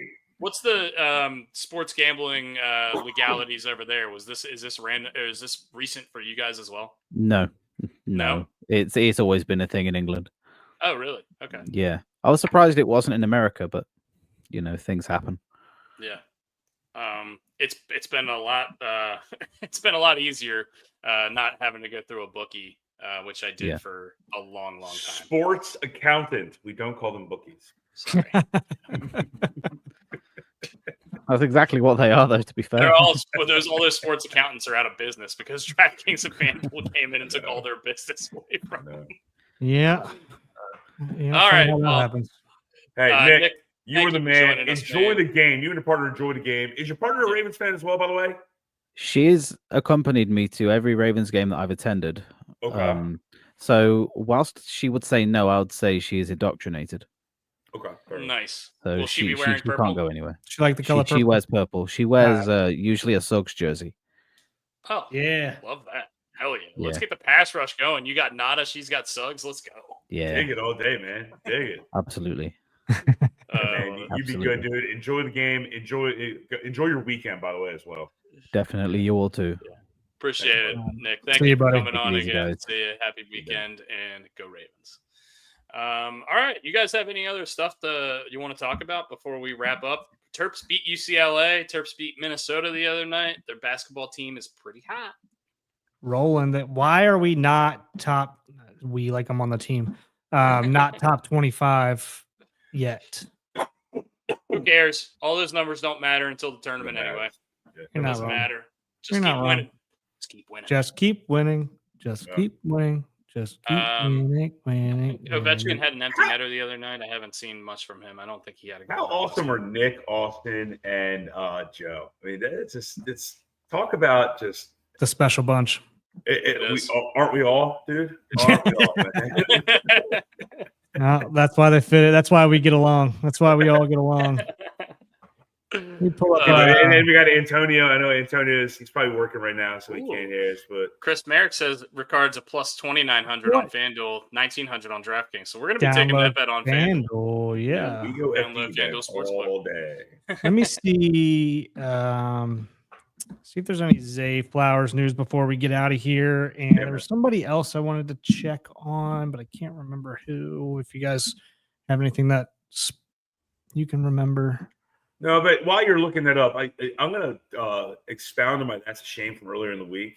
See this fucking asshole again. Dude, what a fucking clown. Did you see that? Guilty as charged. Yeah. So apparently he made an ass out of himself. I mean, he's already an ass, but he made an ass out of himself in the courtroom. Yeah, that was to the judge. Yeah. I mean, it's the first thing he did when he sat down. It was ridiculous. What's wrong with people? No practice. So Ian Rappaport said Zay Flowers did not practice on Wednesday. We won't know about practice until maybe probably the end of the day. Oh, yeah. I got a question for you, and I know Merrick's listening. So if Merrick wants to chime in on this in any way, shape, or form, please. Or he can call in. The thing's on there if he wants to call. He can call in if he wants. How do we feel about this TGL? I got a trash truck outside, so I'm going to go. Yeah, this is good. Good. Yeah, I actually wanted to talk about this. Yeah, go ahead, bro. I haven't gotten to watch it yet. I really haven't. I've been at work both nights that it's been on. I did see the highlight of Kevin Kistner completely sculling the ball out of the bunker and Tiger losing his mind laughing and all the players losing their mind laughing at Kistner. I thought that was great. I don't think that Tiger Woods has ever hit a wedge 20 yards long in his life. So I think there's got to be something wrong with that simulator because I saw a highlight on Twitter of Tiger hitting a wedge and it went like 30 yards over the green. And I was like, there's no way that's real. But I mean, it's simulator golf. So it's obviously a little different than regular golf. I mean, we say that, but the other team played a whole lot better than he did. So what did you guys take away? Because I haven't gotten to watch it. So I think the golfers don't have enough moxie and enough character to actually carry the broadcast. They need somebody else. They almost need like a Will Ferrell. They need something, and I know that's sticky and cheap of a comment there, but they need somebody that has a little bit of pizzazz to go along with it because right now the golfers just can't carry it. I mean, including Tiger. Tiger's a great athlete. Chris is going to have way more information on this than I will, so I'm going to shut up now and let him go. Well, we can talk. We can let him talk about Penn State for a while if you want. Okay, so why don't we get Chris off of here, please? Let's get Chris off. All right. Chris, you're on mute, so whenever you want to chime in, go ahead. Can't hear you. Can't hear you. Can't hear you. Can't hear you. Can't hear you. Can't hear you. So what I'll say is, I mean, while Chris tries to figure out his audio here, man, it just, I love when they go to that full screen stuff. I love the atmosphere. I love the crowd. It just, the actual in-game experience in regards to what's being played on the field does not work for me whatsoever. It's hard to watch. Yeah. It's better to watch on mute than it is to watch with vinyl. Did you watch the first and the second one, Brian, or did you just watch the second one? Or? I watched both. You watched both? Mm-hmm. So I didn't watch. Was real bad. I didn't watch. I didn't watch the first one. I was going to say I heard that. Well, and Chris, I think, said it in our chat that the recent one was way better. Mm-hmm. I liked it. Is it my favorite thing in the world? No, but I think it'll get better. I mean, like anything, it'll get better. They'll figure out ways to make it better as well. It's hard because obviously they don't care as much, right? Nor should they. I mean, they're not playing for a ton. They're not playing for pride, really. They're not playing for money, or at least enough money to make a difference for them to really care that much. But it's and you can tell that they are not comfortable putting on that surface. Oh yeah, because their putting was not great. And I know this is I know it's the beginning of the season and everything like that, and that green looks hard as shit, but they just did not look comfortable. Chris, why don't you go ahead and if we got audio on you now, man, why don't you go ahead and give a little bit of a rundown of the TGL and then kind of give your perspective on what you've seen so far? Yeah, I mean, the biggest thing that I love is that there's actually something to watch at this time of the year. Tuesday nights. Oh, it's a crapshoot right now. There's something on. Something I can go to the bar too. I'm trying to get a couple of the knuckleheads to go to Pig next Tuesday to watch and hang out with Dell for the local guys. But I think it's okay. I think it's a concept. I think it's starting okay. The biggest downfall so far is that they've had two shit competitions. Both were blowouts. Yeah. I mean, Tiger came in. I think they bumped ratings by 25%, or I can't skip the number, but obviously Tiger's going to draw somebody I love Kiz. I mean, he's not the best golfer, but he's an entertainer. I think that's the biggest thing. They need to make sure they have guys who are comfortable talking and being on mic and just showing some personality. I think that's what golf needs. That's what it's trending that way, I think, as well. But it needs to get better. They're learning. Everything is brand new. So, yeah. I have a question. Who's associated with this? So obviously Tiger Duff.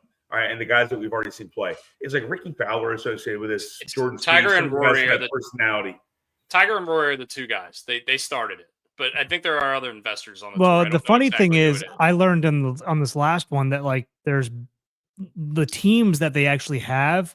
Like there's owners of the team. Like Alex Morgan is one of the owners, one of the minority owners of that LA golf club or whatever they were called, which I thought was interesting.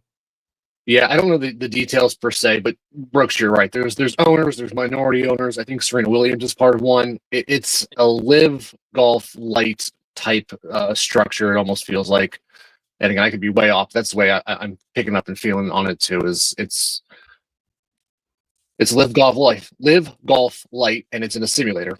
So it's a bunch of guys came together, guys and girls, put some money into this thing, trying to get some ratings and just see where it goes. I feel like. Yeah. How many different ones are there, like in terms of like venues? There's only venues one venue. One. It's SoFi Arena. There's 8 teams. I thought there was one in Boston and one in like Florida. That might be teams, but no. There's only one. It's only there's only one. It's in Jupiter. They were talking about maybe expanding this to Vegas, Washington, and somewhere else, but I don't see that for a couple of years if this thing goes incredibly well. I don't think there's a need for it, to be honest. But I mean, they're hitting a honey hole market right now in terms of Tuesdays, like you said, Chris, because there's nothing going on Tuesday nights. I mean, no one's really paying attention to college basketball or hockey at the moment. So Tuesdays or Wednesdays, really. Yeah. And what also is nice is the speed at which this thing goes. I mean, if you're not paying attention for a minute or two, you can miss a shot or two, but it's also you're not sitting there waiting for them to cut to somebody else. So I mean, it's a one-hole match, so you've got to move fast because otherwise the interest just wanes. Yeah. So the fact that they keep this thing going, I think, is also going to help it immensely. Chris, do they have a guy? Nice, Joe. Do they have a guy like they have like a commentator on the surface, on the field, whatever they call it, the pitch? Oh, they have I know they all have greenside guy. Yeah, we got Marty. Is it Marty's doing that one? Yeah. Marty from college football, and he does like NASCAR with the Marty Smith. From Marty and McGee. Yeah. Why don't they just give Faraday a live mic and just let him walk around the arena and just bullshit with these guys the whole time?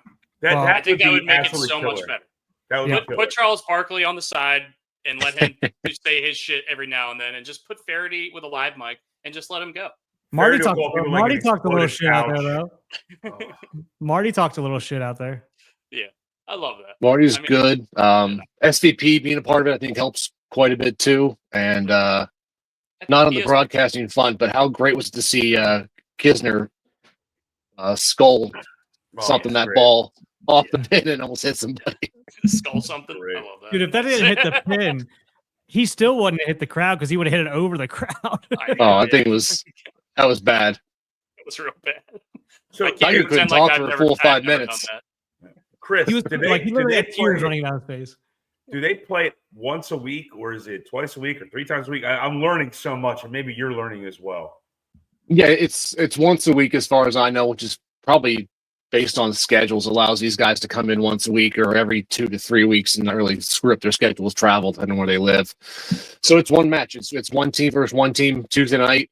I mean, only thing I saw were the first 3 weeks. The first week was at like 9 p.m., which was late, but good for me with my family schedule. But the 7 o'clock was also nice because then my wife Annie got to watch it with us, and we enjoyed that. So just a 1v1. I do like the alternating shot for the first 9 holes and then go to the 1v1.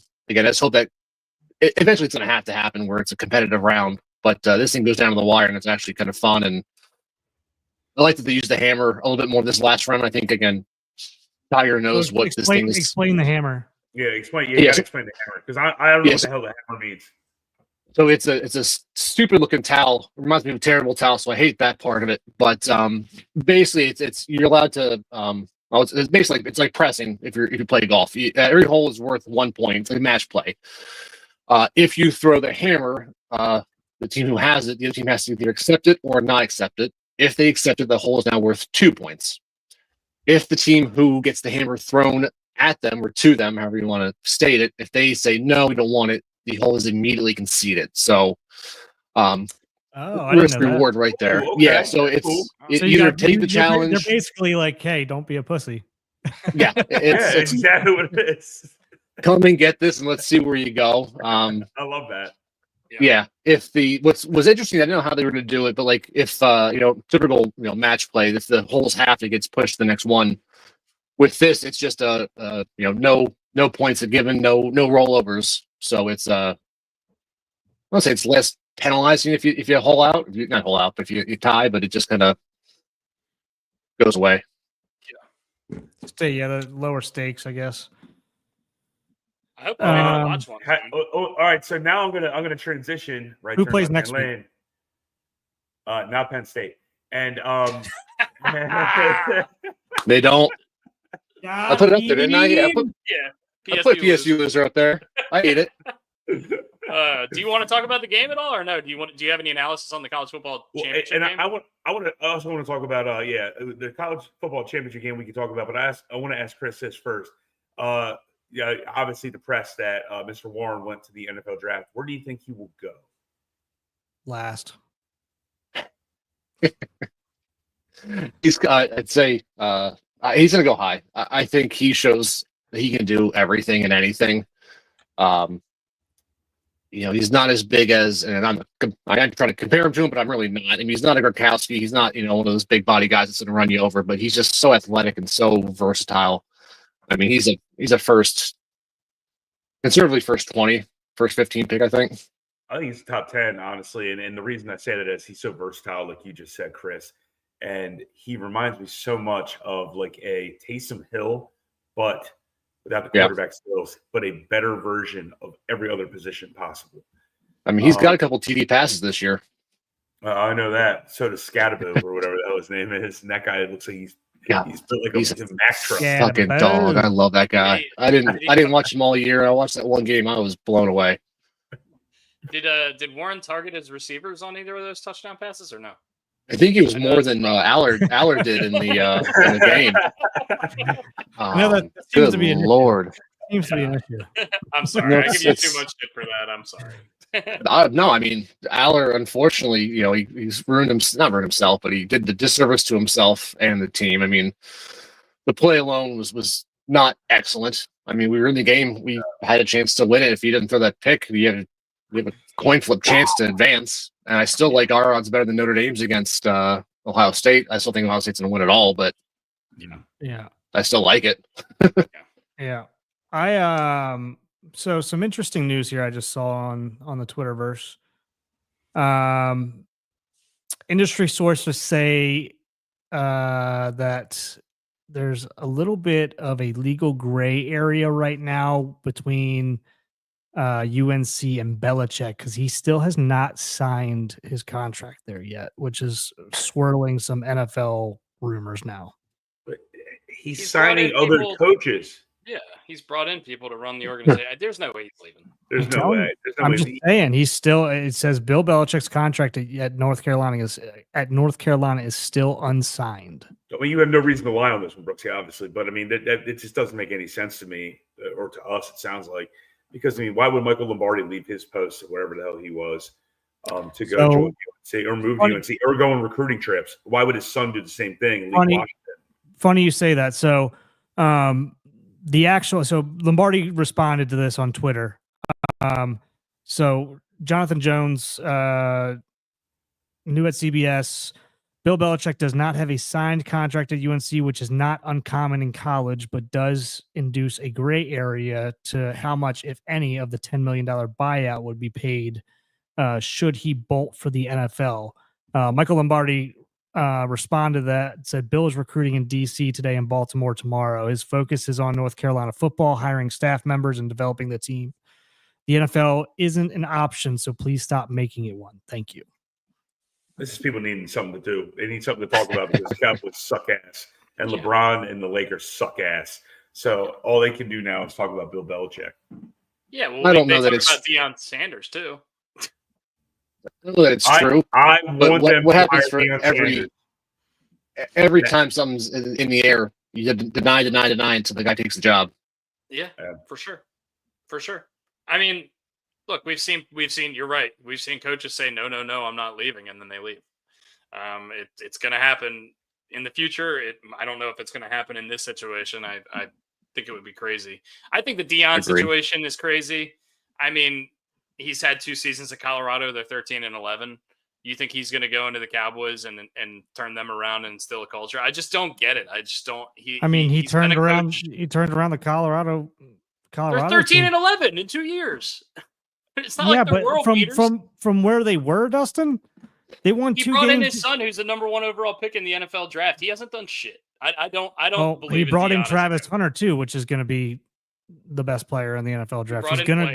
He's going to get recruits like that. Yes, that's what he does. In the NFL, you don't recruit, Brooks. That's not how the NFL works. I understand that, Dustin, but he still turned that program around. He's going to get people that want to go play for him.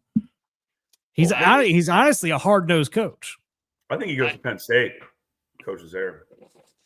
I think he can have success in college. I don't think he can have success in the NFL the way he's coaching now. Maybe he gets better as a coach, but he's only been coaching for a couple years. Anyway, I think that's a complete joke. But anyway, you guys have anything else? We've been going for a while. Chris, do you have anything else you want to talk about before we wrap up the podcast today? No, just looking forward to Sunday night. I think it's going to be a great game. I think it's going to be the best game, of the weekend. I don't like that we beat the shit out of them week 4. I think that gives them a little extra oomph and a little bit more, but I still feel good about us and waiting for it to be played. Cowboys just requested permission to interview Eagles offensive coordinator Kellen Moore. That is fucking hilarious. Best case scenario. That guy's an idiot. Let's go. He has great big teeth. He has great big teeth. I cannot wait for that to occur as well. I wanted to like him so bad because I loved him at Boise State and I loved everything about it, but he's not a good coach. It's just not, in my opinion. Brian, send us off. What do you got? Well, boys, I do this podcast every week because I have 3 friends who I love and care about very much. I know they love me. All right. And mental health, take care of yourselves, boys, girls. Please, always, always, always, always take care of yourselves. Talk to people, have fun with people, enjoy yourself. Talking to people is some of the best things you can possibly do. Laugh. Enjoy your day. Even when it's gloomy and gray outside, smile because you're still here. And every day you wake up, it's at least a 5 on the scale because you're above ground, baby. All right? That's true. I love you guys. I love you too, Brian. Brooks, you want to send us off? You got anything? Or go Ravens? Yeah. Go Ravens. R.I.P. Bob Uecker. Love you guys. Love everybody that follows this show. Appreciate the hell out of you. Short and sweet, baby. Yeah, and Chris, thank you for coming in on the fly here and talking about TGL, man. That was awesome. Hey, happy to do it. There's not shit going on at work, so. Oh, and Uncle Bill coming to the bar tomorrow, baby. Woo! Brian's got something to do tomorrow. All right, Chris, thanks for joining. Austin, Joe, British Raven, Nick, Pigtown, Antonio, Pigtown, Antonio, everyone who watches this, Dad, Mom, I'm sure you guys are watching. We love you all very much. And thank you guys for watching us do this, listening to us idiots, and go Ravens. Go Ravens, guys. Enjoy the weekend.